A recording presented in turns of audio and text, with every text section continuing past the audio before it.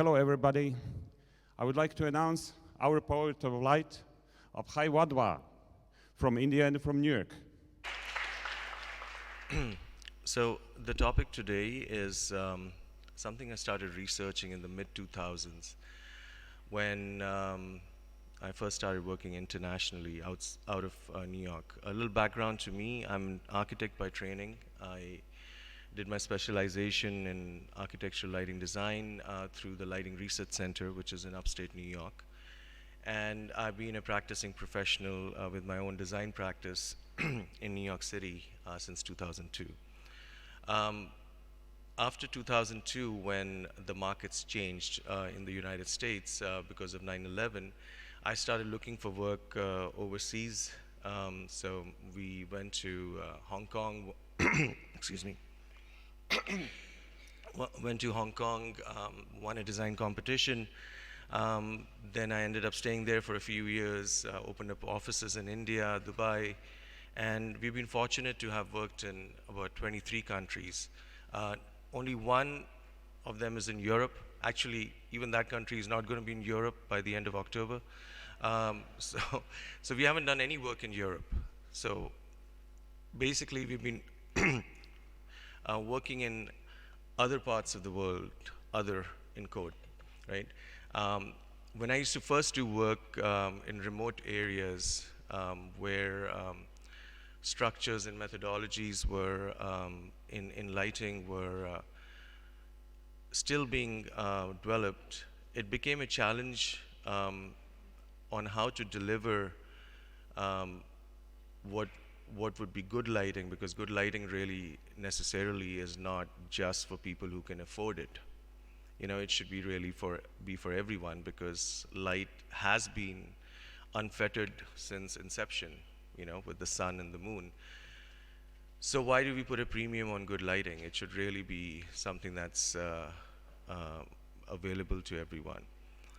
And why do we have to follow a quote-unquote American system of lighting? Why are all the solutions based on the IES North America or other organizations which, you know, I used to be a member of all of them, and then about 10 years ago I stopped being a member of any of those organizations because I thought the dogma of light levels and a way of looking at things, only few ways of looking at things, was a little annoying for me. And thankfully, many years later, through our friend and past president Anadi Martel, who was also speaking at a conference in Rome where I was speaking as well, we met. I got to know about the ILA and something I said, or is she okay?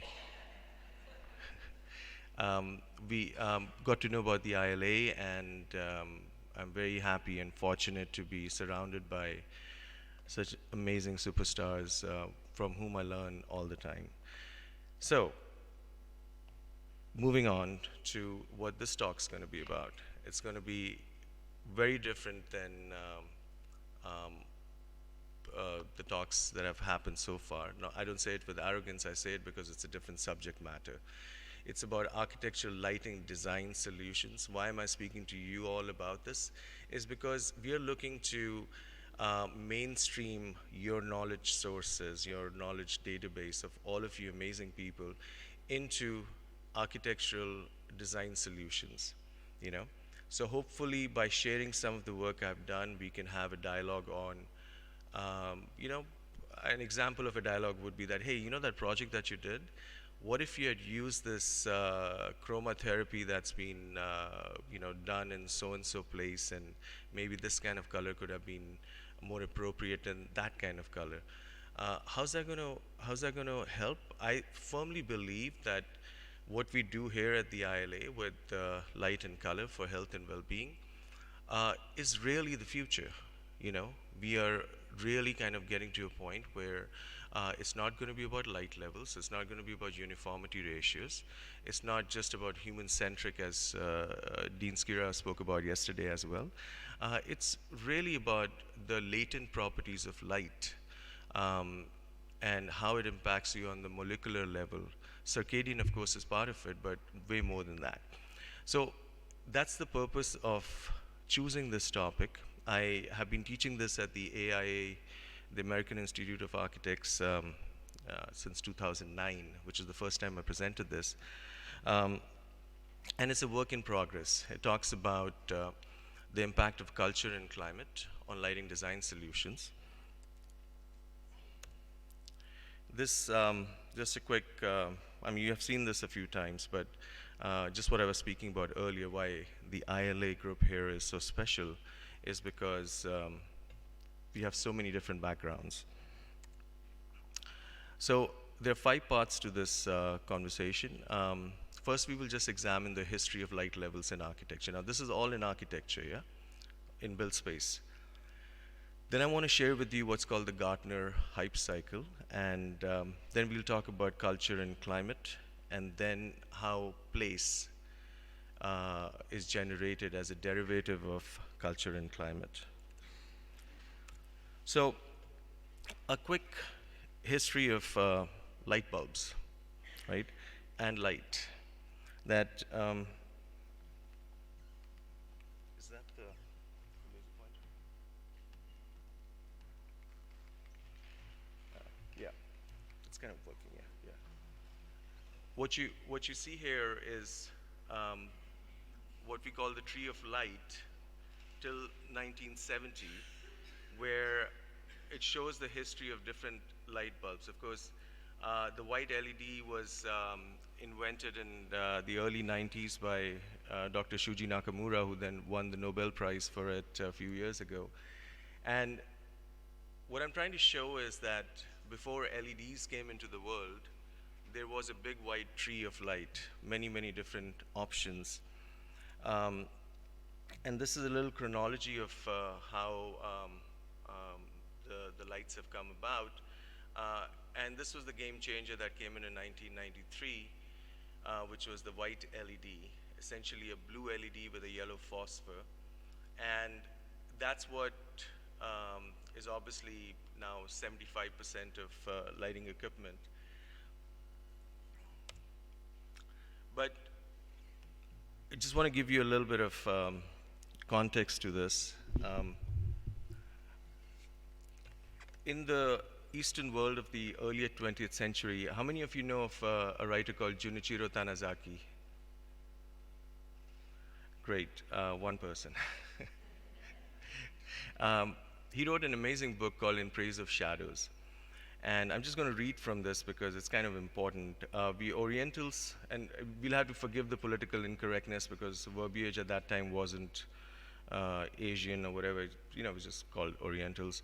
We Orientals tend to seek our satisfactions in whatever surroundings we happen to find ourselves, to content ourselves with things as they are, and so darkness causes us no discontent.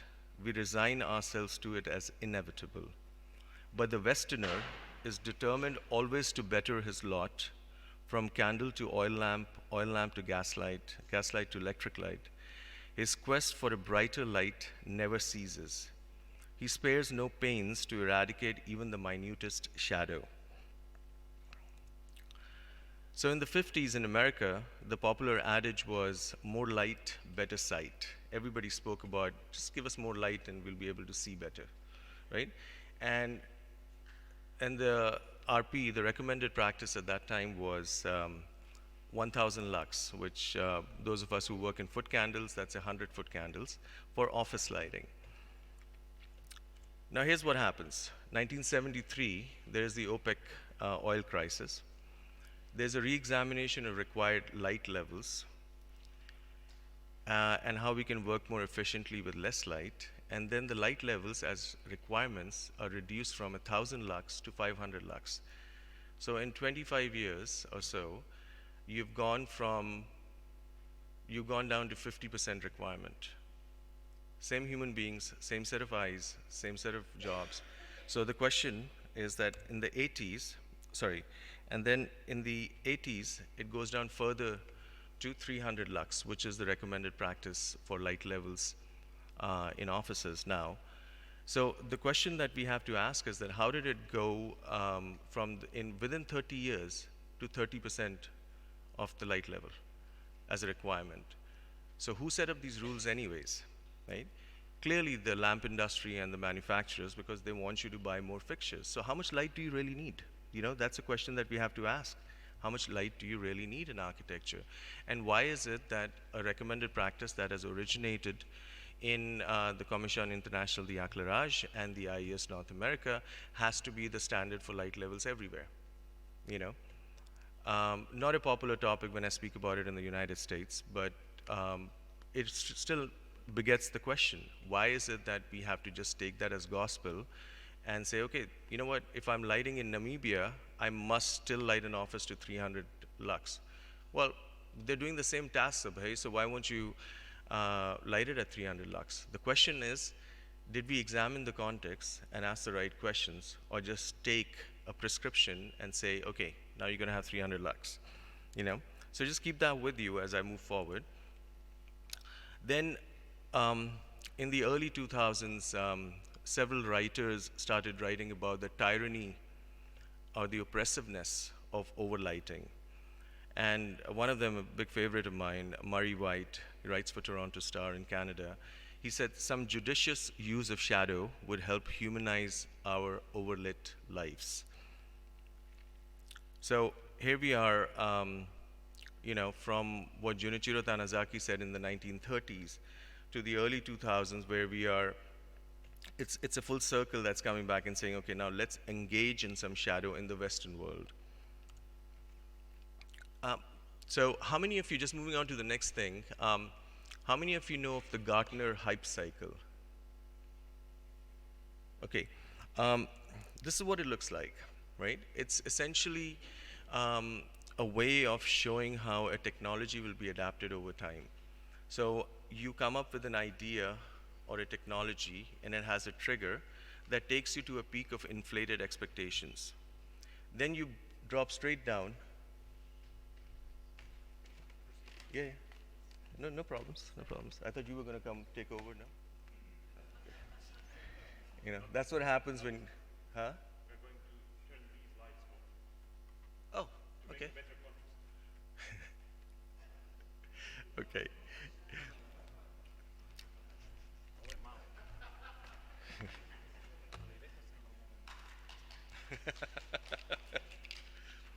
Humanizing our overlit lives, yeah?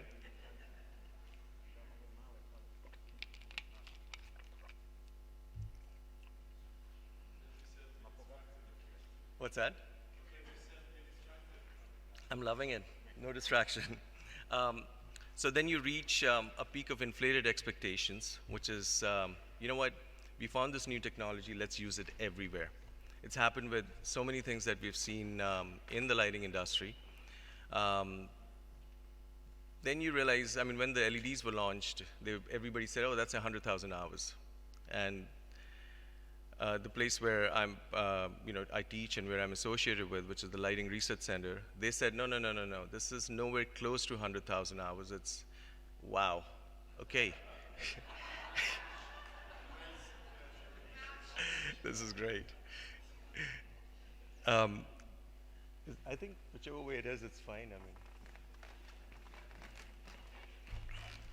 so you guys can go back to sleep because, you know, it's beautiful now. So, you know, the claims were that it's 100,000 hours, and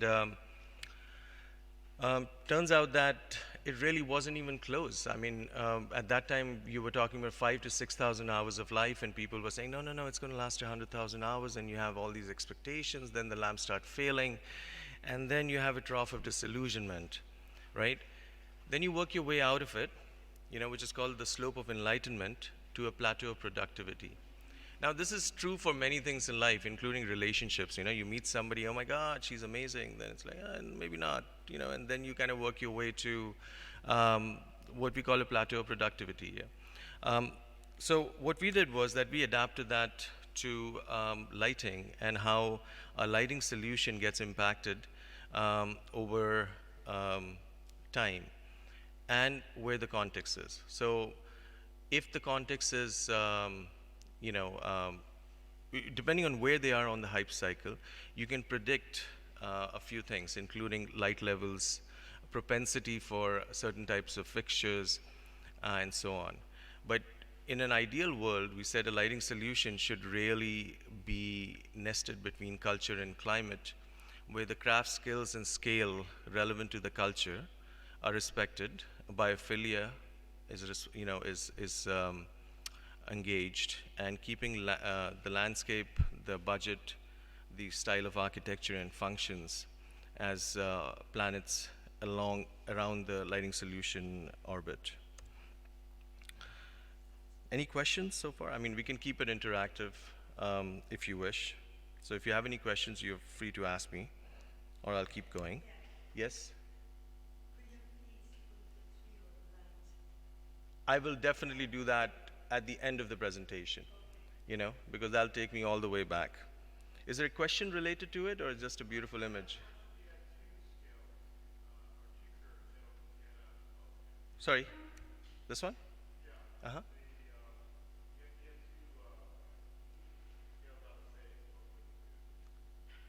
What is the question? I'm sorry. Yes. So, thank you. That's a great question. These are basically we call them the wave cycles. So that there's no way. It's not very easy to take the whole culture or a whole context and just put it on one wave, because within that society you may have different levels of adoption of technologies, etc. So that's why we're saying that it moves like a wave, and it is often driven by economic concerns and social, variables. So, in chapter 3, contextualizing light with culture, just going to quickly go through this. In elements of culture, we feel that arts, architecture, climatic conditions, cuisine, economics, education, philosophy, politics, religion, all of these play into our culture. And not that I like the food at McDonald's very much, but they're local variations of a global concept, in how they take the same menu and adapt it, becomes kind of interesting, So in Israel, you have the mek shawarma. In France, of course, it's not French fries, it's fried potatoes, and so on. So does this work in architecture and lighting? Can we actually just McDonaldize the concept of lighting and stylize it, or just rename it and everyone's going to be happy? French fries or fried potatoes, and it's McDonald's, it's fine. It's a very, very relevant question for us as the zeitgeist is questioned and as new paradigms evolve, is that how are we actually staying relevant to a changing landscape? There are also physiological differences.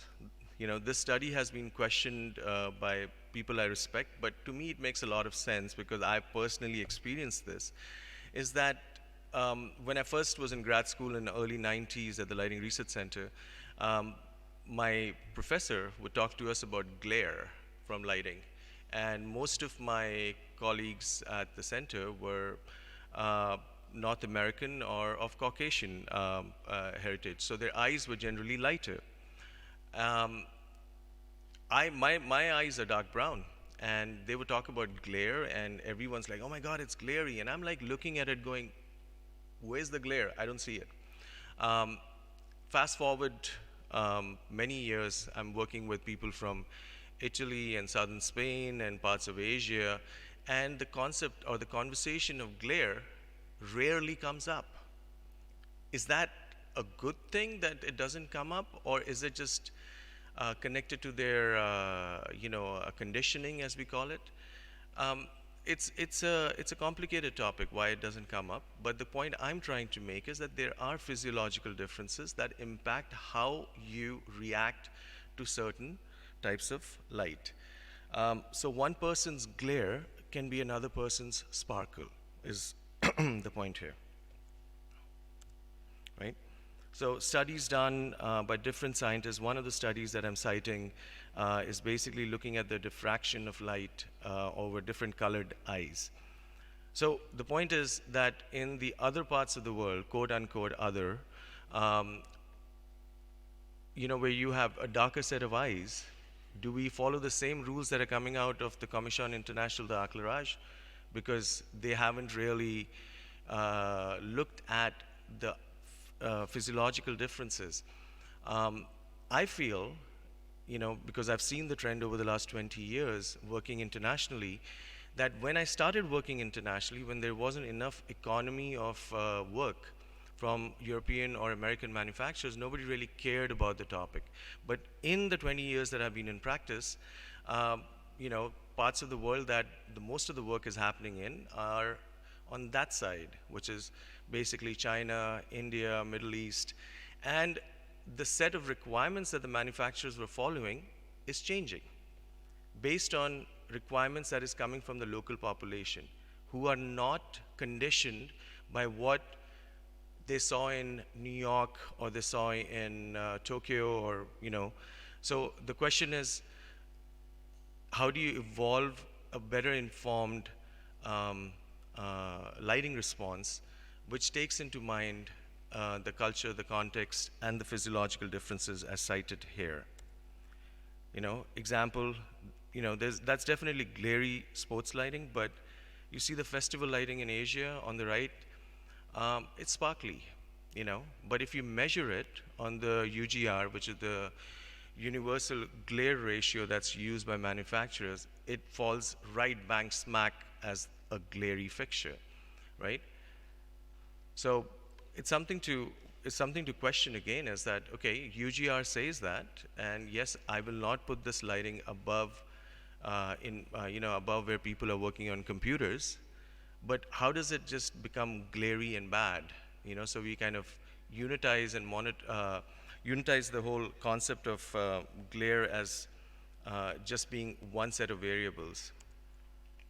So moving on to a color criticism of color symbolisms, which I'm not touching the chakra colors or the rainbow colors, but just white, gray, and black.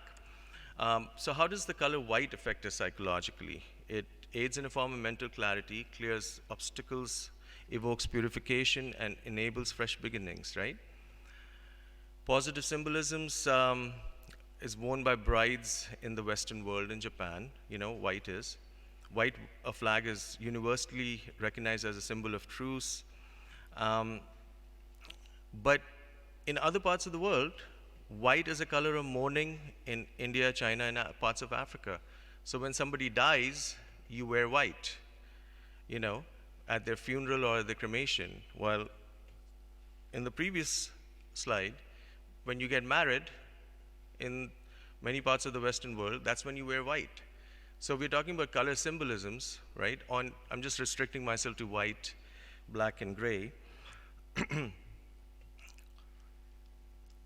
How does the color gray affect us, psychologically? Some people would say it's unsettling or uncomfortable, or it's expectant of change, right? Positive symbolism is that gray represents a form of neutrality, is associated with wisdom and intelligence. If you have gray hair, generally you're, oh wow, you must be wise in many parts of the world. And of course there's the gray matter in the brain. The negative connotation is that it's an unhappy mood, and also to be caught between two differing points of view. That's a gray area. Then there is the German term called Eigengrau, which is the intrinsic gray, which is the color seen by the eye in perfect darkness. So it's not actually black, it's an intrinsic gray, Eigengrau. Very, very unique concept.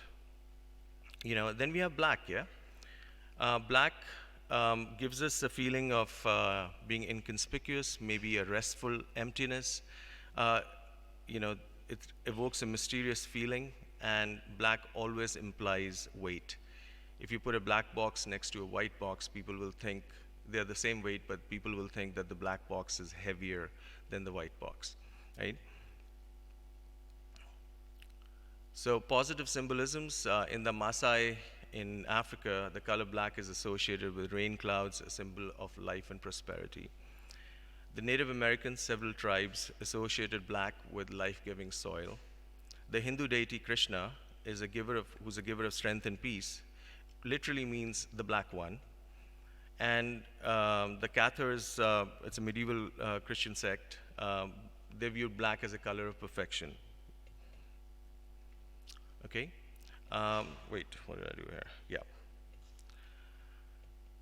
So black is a symbol of mourning in Western societies, that's a, and that an old wives' tale is that if a woman is buried wearing the color black, she will come back and haunt her family. Has anyone heard that? Okay. So why did we share this, right? Why did I share this? Because there's no universal physiological or psychological reaction to any particular color. We know that even in our amazing group here of color scientists, color therapists. Some people will react to a color one way and the others will react to the same color in a totally different way, right? Classic example was when Jacob Lieberman was in New York City doing a workshop at my gallery there. He was doing this color test and he ran the green color and said, okay, what do you think of when you think of green? 75% of the people in the group had a smile on their face with obviously their eyes closed, and they gave you a response to what green was what green meant for them, which was that it was a happy, pleasant, cream spinach, whatever pleasant memory you have of color. But there were 25% of the people who were like, they hated the color green because one of them had a drowning incident and connected green with being helpless and so on. So the point I'm making is that we can't really take any universal physiological or psychological basis for a worldwide formula, which is the whole point of this talk, is that let's not do worldwide formulas of color or darkness or light levels. Yeah. So, symbolisms of light. We are still in the cultural topic.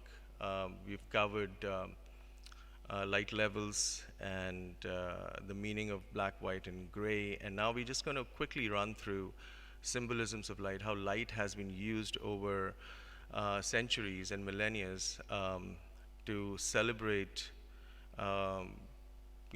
different aspects of humanity. So, Hanukkah, the menorah, again, light, yeah. This is the Loy Krathong in Thailand. It's also lights which are at their New Year's when they float lotuses down the river, the Siam River, and it has lights in it. It's never without light. Well, yeah, that's because it's at night. Yeah, clearly. I mean, they won't do it if it was during the day. But the point is that there is a certain association of light with festivity after sunset. Diwali, which is an Hindu-Indian festival, again has, Diwali is basically called the Festival of Lights. Then you have the Paper Lantern Festival in many parts of Asia. This is an image from Singapore, again at the Chinese New Year. Christmas, Rockefeller Center in New York City. Ramadan in many parts of the world where again is connected with a lot of celebrations with light, especially at iftar when you break your fast. It's at night, it's after sunset. So clearly, again, a connection with light there. This is, has anyone seen this image before? Nobody? You have? Oh, wow, okay. These are the cathedrals of light that were done in pre-World War II Germany to evoke, a message of strength.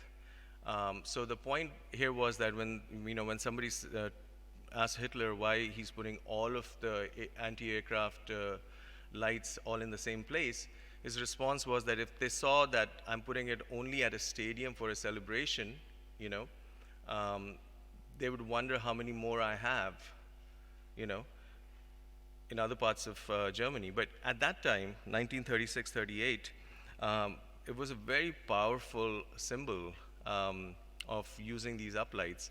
So fast forward to a tragic incident in New York City, which is 9/11, but the Towers of Light, which is in New York City at the, well, it's not exactly at the location of the World Trade Center, it was always south of it, but um, also uses light to as a tribute, and it's called a tribute in light.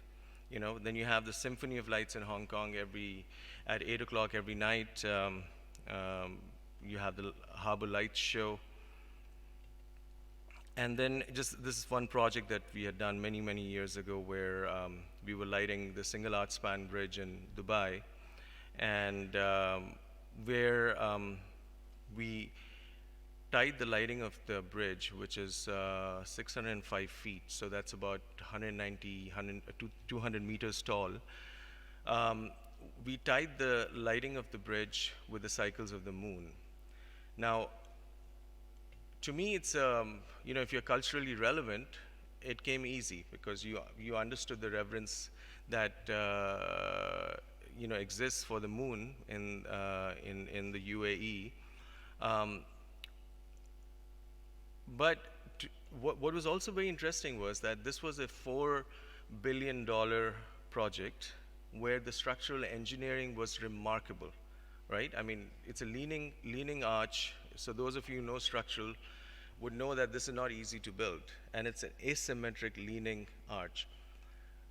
So I would have thought that we won this competition, that I would have thought that the board that the RTA, which is the Regional Transportation Agency of Dubai, the board that they would hold up is the amazing structural engineering, you know, of the winning entry. But instead, they held up this board. You know, we had to submit 4 boards, so this was the 4th board because it's only lighting, you know. But they didn't hold up the structure, they held up the board which showed the lights. You know, to me, it was, I mean, it was flattering, but more than that, it was hilarious. It's like, wait, so this is going to cost, if you look at the economy of it, this is going to cost less than 0.5% of, maybe 0.1% of the overall budget, but the connection that it had, you know, with them was far overrode how much money they were spending on it, you know, and that's where the power of light comes in, you know. Any questions? Yes, sir. Majid.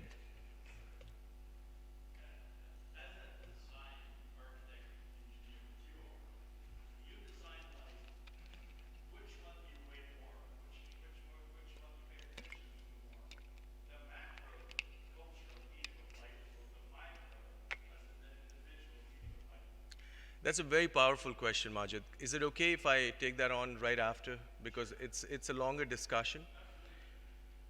Yeah, that's a beautiful question. Yeah, we'll come back to it though, I promise. So moving on to the next part of contextualizing light is the impact of climate on light. So where we're examining 4 different types of, four aspects of it. The first is humidity. And when I say other, the relevance of saying other in quotes is that when I first started traveling to different parts of the world which were not on the tourist circuit to do projects, what I call the architectural tourist circuit, where only, you know, the architects go to build projects so they can show it in their portfolio, but I would choose projects which were in places that was, you know, I mean, really difficult to get to and even more difficult to get them built. So my friends in New York would say, well, we've always known you're a little crazy, but why are you going to these other parts of the world? You know, other parts of the world. I'm like, you know, they're not really other, it's just, you know, I mean, other was seen as a way of saying that it's not really mainstream world, it's like, don't touch it. And I find that kind of offensive, so I used to joke about it and say, hey, I'm going to the other parts of the world again. It just stayed and we've used it as the other parts of the world. We don't call it the developing world. We don't call it the third world. We don't call it any other adjective except just it's the other part of the world. So the other climates are harsher on lighting systems, right? So if you were in Europe or parts of North America, you don't really have the extreme temperatures that you would see in, say, parts of Saudi Arabia, or parts of India, or parts of China. It gets really hot, or parts of the Caribbean, And these climates are harsher on lighting systems, right? And there are different procurement and installation practices per locale. So, and it impacts maintenance, it impacts efficiencies, and it impacts perceptions, right? The climate. Humidity is the next aspect, which is that it's coupled with, humidity coupled with groundwater makes the complete lighting system a kit of parts which the components need to be addressed, because you don't know where the water is going to get in from. Because that's how humidity works. And it finds the weakest link in the system and seeps through with a capillary action. So I've seen really amazing fixtures that have been supplied for my projects in one of them was in Sri Lanka, and the fixtures leaked. There was vapor on the fixtures inside, and they said, well, this is an IP68 fixture, which for those of you who know what that means, it's a very stringent requirement of ingress of dust and vapor.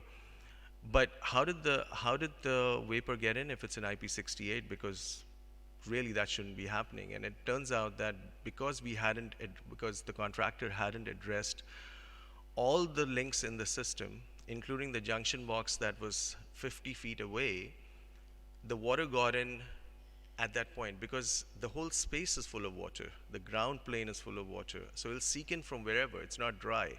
And that's something to be understood and kept in mind. And then you have the salt which combines with humidity and heat and has an extremely corrosive impact on light fixtures, right? I'll just jump that. Then you have, in hot parts of the world, bugs, mice, and birds. So one thing that you would see in this image, that's only 1 month old, huh? That car was in parking for a month, right? So the thing with birds is they love lights. They love light fixtures, especially when it gets a little cold at night. It's a perfect place to sleep, and they have good digestive systems, so when they wake up in the morning, that's where they're taking a shit. So, so what happens to the lights? That they get coated with this corrosive, compound of acid and other things, which impacts efficiencies, and it impacts the light fixtures, right? Then you have, the one thing I noticed in Pula, I always take a mosquito repellent with me, but there are no mosquitoes or bugs. Everyone sleeps with the windows open, and I just find that really interesting. But I haven't seen that in a seaside town pretty much anywhere, I don't know, have you noticed any bugs in the air? Zero. You did? No, right? Zero. And it's just the most amazing thing for me. I've never seen a place like that, So for those of us who have traveled to the tropics, right, you would see, wait, let me see if I have that. No, I don't have that image here. You would see bugs and little bugs, We call them the no-CMs. We don't know what the technical name is, so we call them the no-CMs, which is we don't see them, but they come and bite you anyways, And then they go and rest in the light fixtures. Excuse me. And so we have to be cognizant of the fact that anything that we design in an architectural environment which is exterior or even interior, the bugs are going to find their way there. And how do you design fixtures where you don't have a resting place for the bugs? Now, in that process of doing those experiments with restricting bug fatality, because they're also living beings, so I don't want my lighting to be killing them, right? We have developed a patented light called the Ahimsa light. Does anyone know what Ahimsa means? Okay, Ahimsa is what Mahatma Gandhi spoke about, which is non-violence, Ahimsa. So this light that we have patented now is actually such that the bugs don't see the light because the bugs are monochromatic, and they will only go to a light if they see it, right? Because they're using, I mean, the reason that they're going towards any light is because they're trying to follow the moon, keeping a tangential relationship to the moon. That's how they navigate. But in general conditions, they never reach the moon, but here comes a street light in the way, so they think it's the moon and they go for it, and then they start circling it. And then they die there, right? So what we're saying is that if you pinch out that wavelength without compromising the white, the bugs don't see the light and they keep going, right? So we're trying through all these contexts that we've understood over, our studio life, to find products where we can actually change the zeitgeist, or impact it in some way. Dirt and dust,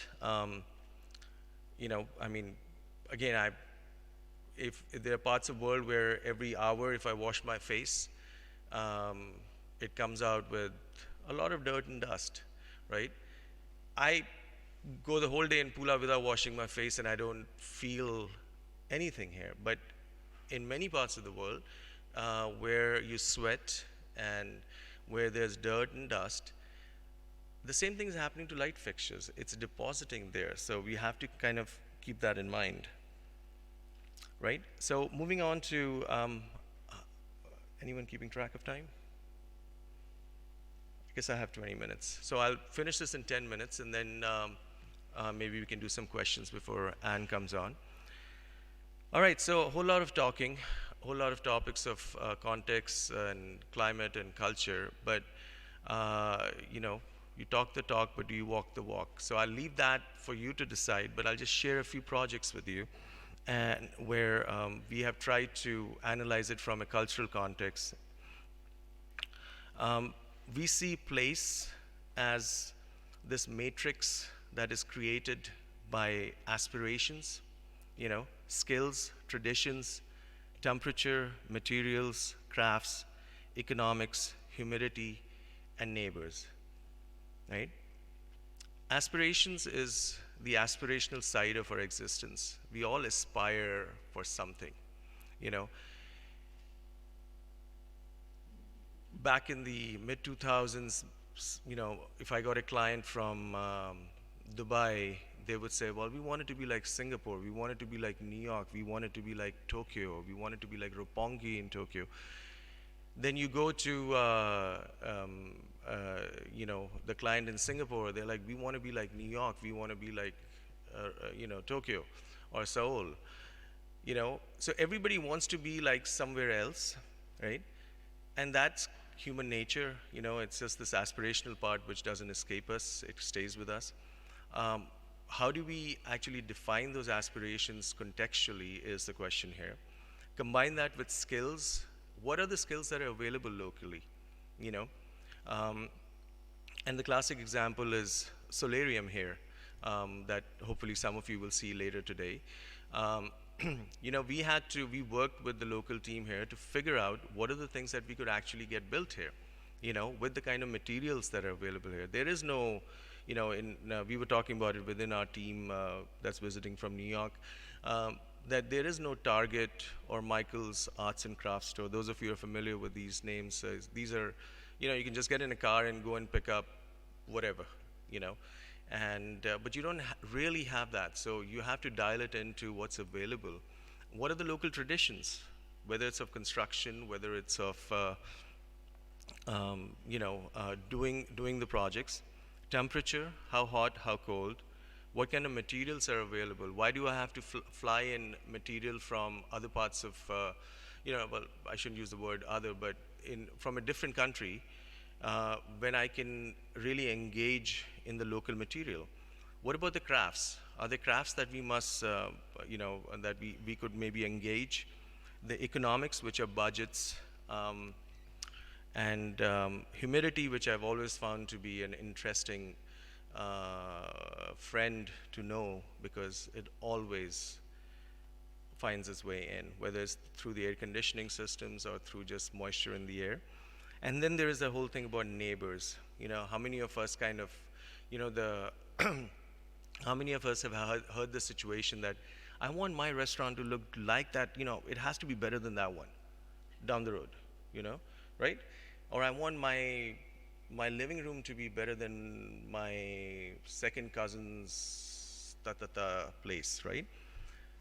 So there's always that context to be understood. What are you competing against? And which is all connected to what I call the concept of Shakti lighting.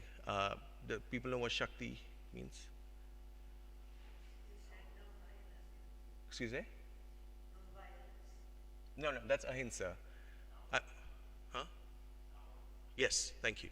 So all of this lighting that we have, I feel, often, but it's civic pride and all of those things, or it's productivity, efficiency, but it's really to communicate a sense of arrival or power, and I call it Shakti lighting.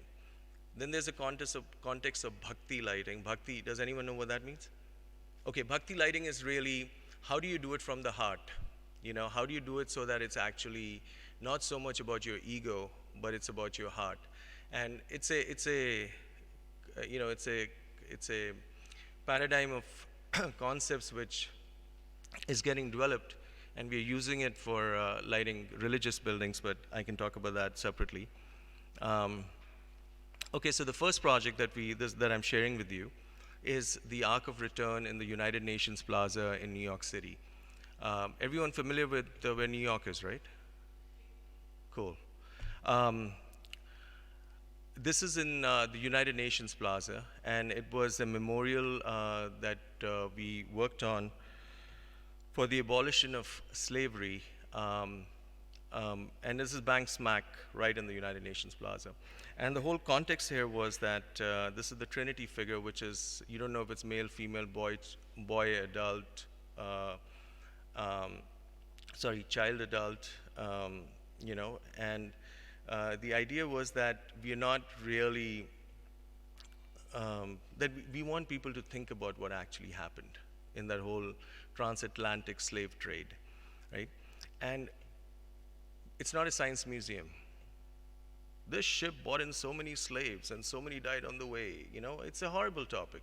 Obviously it's heart-wrenching. But what we wanted to do was we wanted it to be an evocative, personal experience. So the lighting for this, after you understood the context, was really not about uniformity or hundreds of lights, or let's make this glow, let's have this light up because it's, it should tell you about what happened on this boat. No, it's a memorial. It's a place where you can go and ponder so that the future generations, learn from it. This is what it looks like. It's probably as big as half this room, like half the stage, sorry. It's not very big. Right. Then this next one we did at the Kennedy Center in Washington, D.C., where it was an exhibition for, it was a 6-month exhibition for a festival called Maximum India. This happened about 8 years ago. And so it was called the Monsoon Club. Now, fortunately, I'm from India, so I know what the monsoons look like because I grew up in Mumbai. But that interpretation of the rain through light, because obviously you can't make it rain like the monsoon in an interior environment, it's going to get wet and dirty. So how do you evoke the sense of wetness and the rain coming at you? Now, those of us who know what a monsoon rain looks like, it comes at you horizontally. It doesn't really come at an angle. And it's quite stunning, in how it comes as waves. So what we did was an analysis of um, the color spectrum that you would see with a sky condition, which is a CIE, sky type D, etc., if anyone wants to know. We ran it through MATLAB, which is a software. Then we started getting chromaticity coordinates for different types of photographs of rains that we had taken, monsoons that we had taken. And then we made this project, which is actually, these are hand-cut strings on 600 square tiles. So each one of these tiles, there are tiles above this, which are 600 and you have these strings hanging, and we engineered, we modeled the whole space, and then had 12 interns one summer just snipping away, getting the right length going. This is what it looks like. So there are individual strings, of different colors, which is then, lit with chromaticity, which accentuates the sense of rain coming at you. Now, mind you, there's no light movement here. There's no color changing. There's no, and here it comes at you, whoosh. No, it just stays, but because you're moving through the space, it feels like the rain is coming at you, This was a project that I did in Korea, in Seoul, which was for the United Nations Foundation. A great project for raising funds for malaria and awareness in Africa. This is at the time of Secretary General Ban Ki-moon, who basically pushed this project forward. It's right in bang smack in the center of Seoul, where I made this, I don't know if I have another one, yeah, where I made this installation with mosquito nets, each symbolizing a different aspect or concept of what a mosquito net does for villagers in parts of Asia and Africa, right? And so we did this as a night in Africa. So we had musicians who were students from Africa studying in Korea. We had music, them playing the djembe, which is an African drum. It was very cool. But the point was that we were trying to tell a story,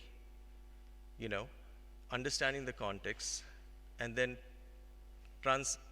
transporting it to Korea, So it was a fun project, but I thought it had an impact and was well received. This is a project that we did in Staten Island, which is one of the boroughs in New York City, where we did this installation, which is essentially 4 screens. So it's the shape of a chevron or of a diamond, right? And I had 4 overhead projectors. How many of you remember what an overhead projector looked like? Yes, thank you. Right? And what I did then was I gave a bowl of water and pigments, watercolors, and the kids or adults, whoever wanted to play with it, would come and put the color into the bowl, which would then get projected onto the screen. But that wasn't the complete installation. So you had these 4 screens putting these images, but you entered on one side, you being somebody else who wasn't playing with the colors, and you walked through the space and exited the other side, kind of my statement on life, right? That you come in and then everybody leaves, everybody comes, everybody leaves. But in the time that you're there, within that shape, you're getting bombarded by stimuli which you don't control. It's somebody else who's doing it. And sometimes there is no stimulus. But generally speaking, you would have somebody put a little bit of red, and the other side is putting something else, and then they're mixing it, and the kids are laughing and playing with it, and you're just getting the color transmitted through that material, which was again kind of a mosquito net, translucent material. This project I'm going to jump. No, actually, you know what? Quick story on this. Big high-rise skyscraper in Dubai, where, this is the whole concept of Shakti lighting. Everybody wants to project power. You know, my building is taller than yours. What I call building envy, yeah? It's everybody wants theirs to be bigger than the neighbors, right?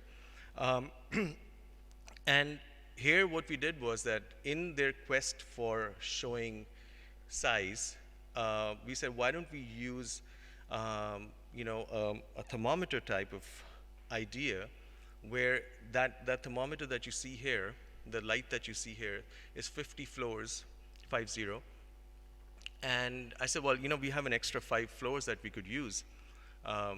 Because in Dubai, it does get to 55 degrees Celsius. So my idea was that you'll be able to tell the temperature, how hot it was, by how tall the light was lit, So the, the, the funny thing was that I said, well, why don't we just take it to 55, because it is really, gets to 55 degrees Celsius, not Fahrenheit, Celsius.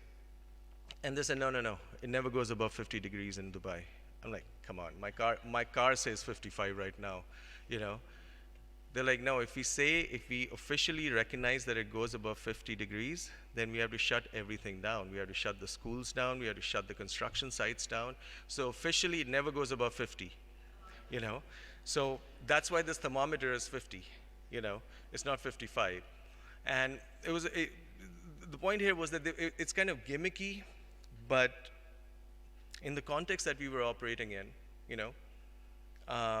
it was a huge hit.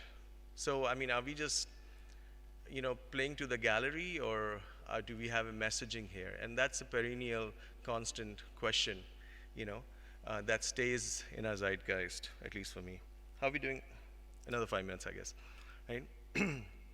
This is a project that we did with Cesar Pelli's office, who's a very famous architect based in New York, but originally from Argentina. He did this project with, actually, this project is outside Mumbai, and it engages in the whole concept of how the landscape is. So here's an American architect out of Argentina doing work in India with teams from about 10 different countries. So how do you keep it contextual, right?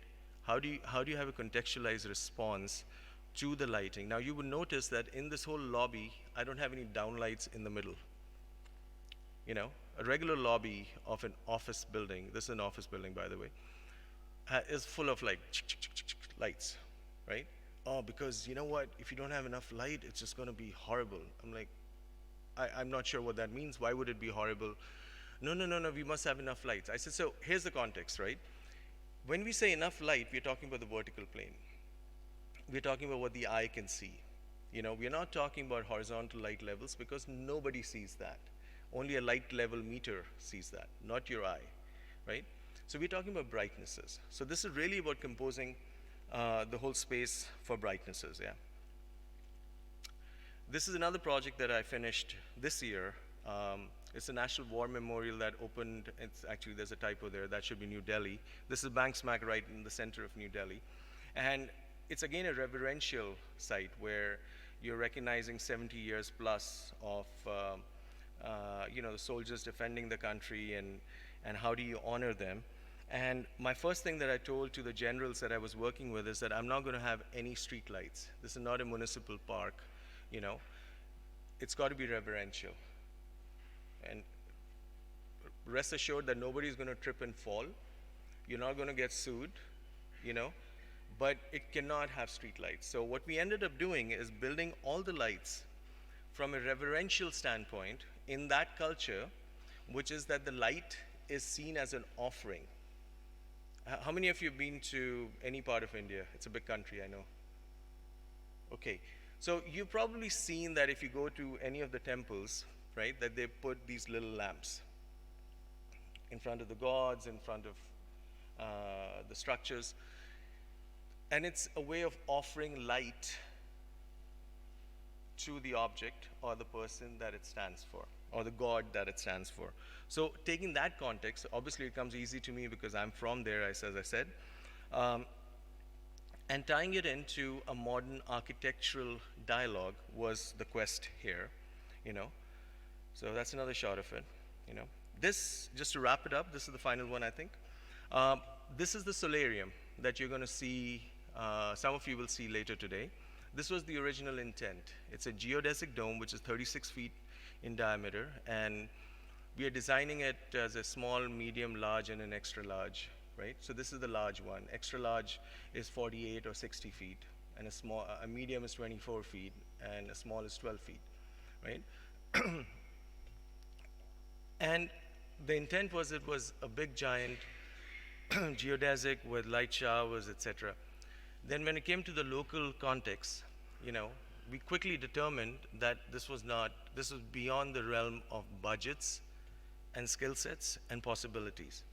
So what you see today is what you will see today later is looks like this, without the hexagon pyramids in the middle, because we couldn't get it built on time. But the point was that there was an immediate connection with the local team here, the Visualia team, where we analyzed it for what can we actually get built? What are the lights that are available, right? So the reason that I think we have a great relationship with them is because I didn't come in and say, well, if this was the US, if this was New York, I would have all these lights and, No, we are still working on it. I mean, we are going to be opening it today. I think like yesterday was the technical rehearsal. But staying relevant to the context makes the project richer, the relationships richer, and more satisfying. But I think I'm out of time now, so I'll just quickly run through. Yeah.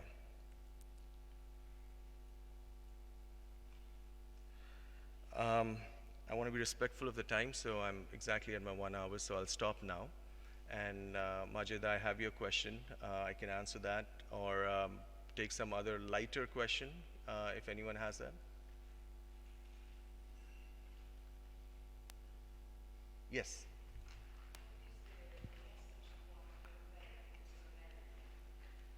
Ah, I,